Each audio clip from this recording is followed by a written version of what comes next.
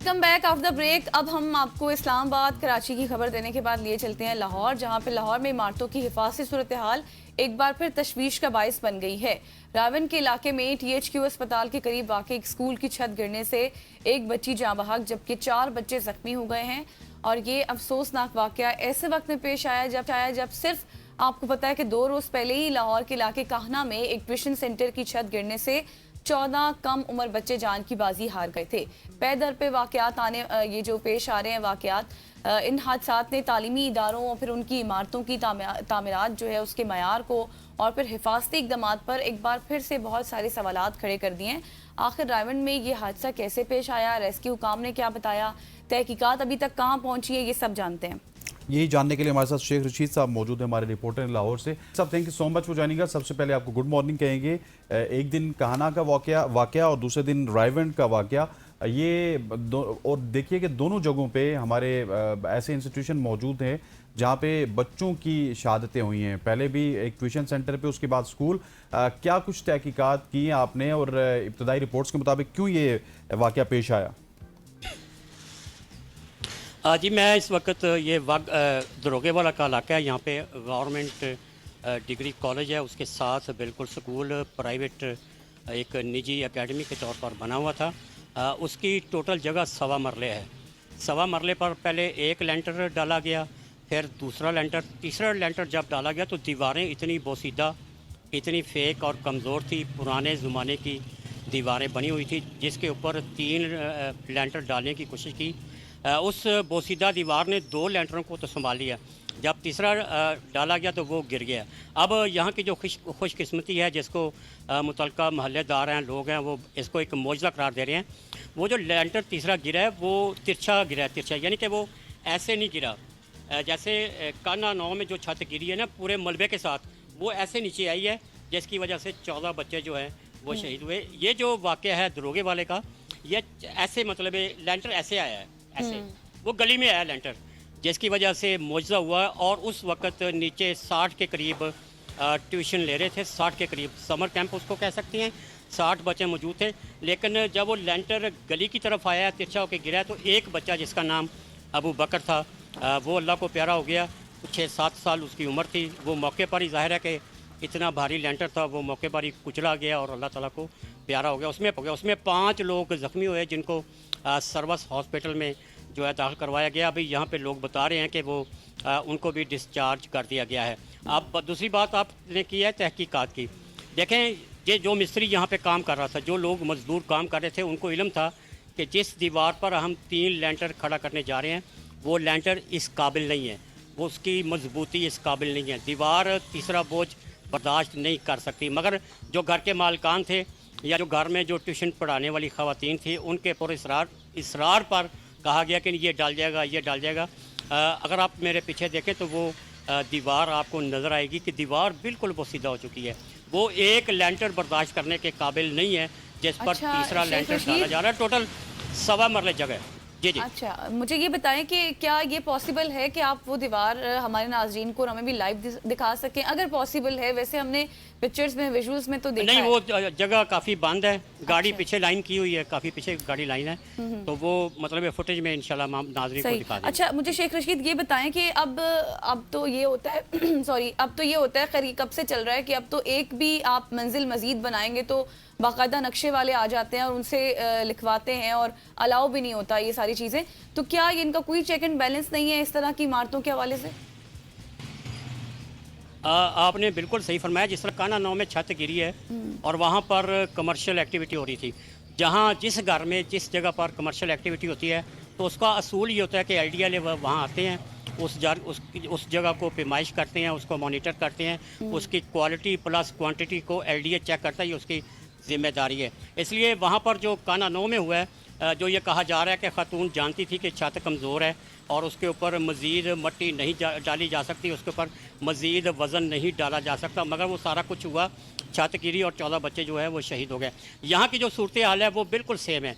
इनकी दीवारें में जो थी, पुरानी दीवारें थी, जैसे मैंने कहा फेक, मतलब दीवार अगर कहीं से टूटी है तो इन्होंने 4 ईंटें वहाँ पर लगवा दी हैं, पूरी दीवार नहीं बनवाई। और इसी तरह ये एक 2-2 करके तीसरा लेंटर डलवाने में मसरूफ़ रहे। मैं यहाँ पे आपको एक और ख़बर दे दूँ कि काना 9 के वाक़े के बाद जो वजारत तालीम है, सूबाई वजारत तालीम है, उन्होंने 3 दर्जे के एकेडमी जो हैं वो पहले फर्स्ट तौर पर जो पहली दफ़ा जो है वो तरतीब दी है, जो कि जिसकी रिपोर्ट चीफ मिनिस्टर को दी गई है।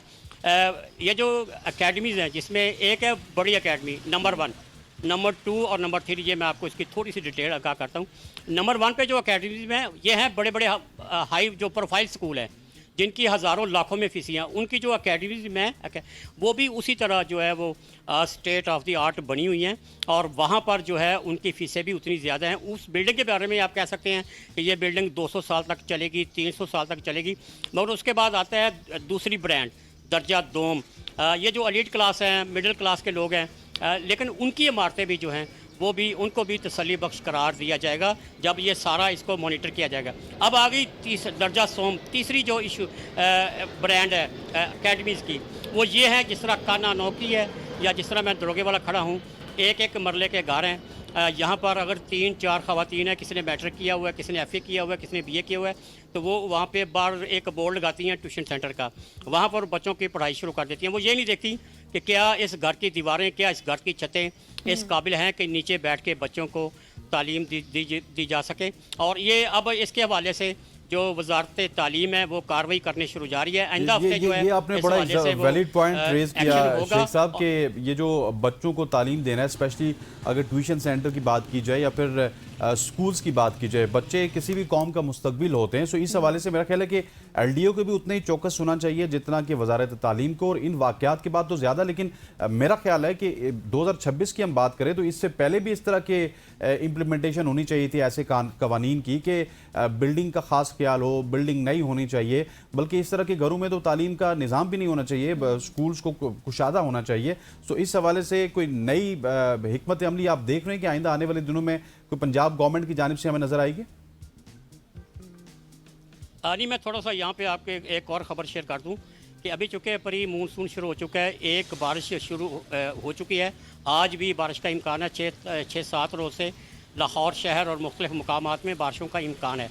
लेकिन आज कल अगर आप देखें तो जो अंदरून शहर है, लाहौर शहर जो किसी ज़माने में लाहौर शहर उसे कहा जाता था, अब तो वहाँ से लाखों करोड़ों लोग शिफ्ट हो चुके हैं। अंदरून शहर में इस वक्त जब मैं आपसे मुखातब हूँ, LDA वहाँ मौजूद है, बिल्डिंग डिपार्टमेंट वहाँ मौजूद है, टीपा वहाँ मौजूद है और हाउसिंग डिपार्टमेंट के लोग वहाँ पर मौजूद है।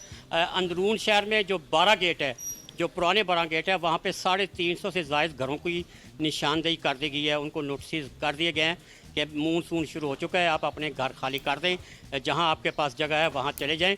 मतलब इस तरह की सूरत हाल सिर्फ अंदरून शहर में है। मतलब ये जो 4 डिपार्टमेंट है, बिल्डिंग डिपार्टमेंट है जिसमें हाउसिंग है, जिसमें टिपा है, जिसमें और दीगर इदारे हैं, उनकी ज़िम्मेदारी थी कि उनके पास दरोगे वाला का रिकॉर्ड भी मौजूद था।